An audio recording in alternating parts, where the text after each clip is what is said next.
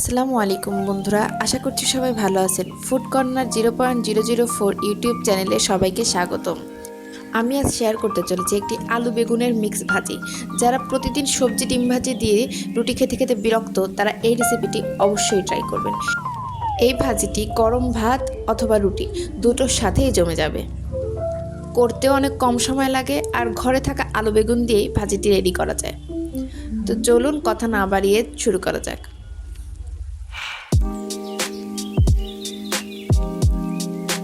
ভাজিটি করার জন্য এখানে আমি 2টি বড় সাইজের বেগুন এবং 4টি মাঝারি সাইজের আলু ডুমো ডুমো করে কেটে নিয়েছি।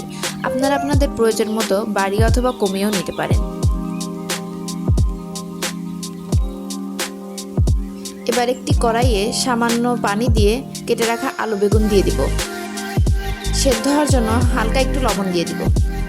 এবার এটাকে ঢাকা চাপা দিয়ে রাখবো সেদ্ধ হওয়ার জন্য। খেয়াল রাখবেন বেশি সেদ্ধ যাতে না হয়ে যায়।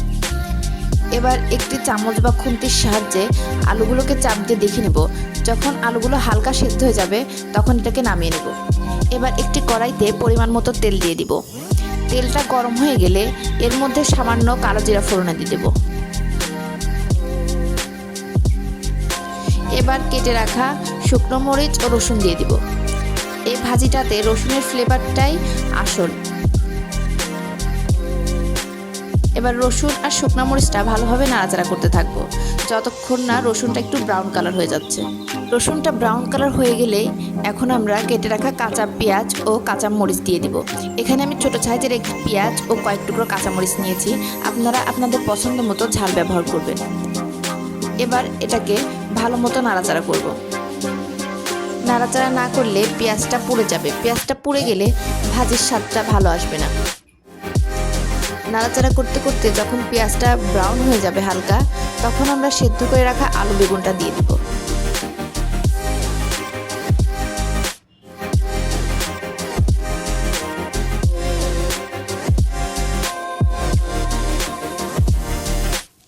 এবার এটাকে একটু মিক্স করে নিব।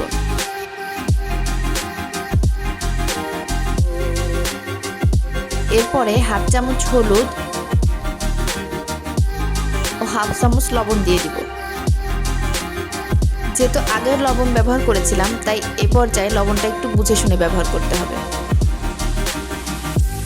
এই ভাজিটি করতে অনেক কম সময় লাগে এবং খেতেও খুবই সুস্বাদু। ভাত অথবা রুটি দুটোর সাথেই খুবই ভালো লাগবে। আপনারা অবশ্যই বাসায় ট্রাই করবেন। ভাজিটিতে একটু তেল কম মনে হচ্ছিল জন্য আমি আবার তেল অ্যাড করেছি।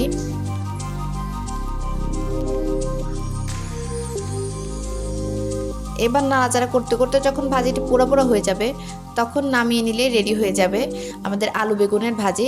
রুটির সাথে খাওয়ার জন্য একদম পারফেক্ট। আপনাদের যদি রেসিপিটি ভালো লেগে থাকে তাহলে লাইক, কমেন্ট এবং শেয়ার করবেন এবং আমার পাশে থাকতে সাবস্ক্রাইব করবেন।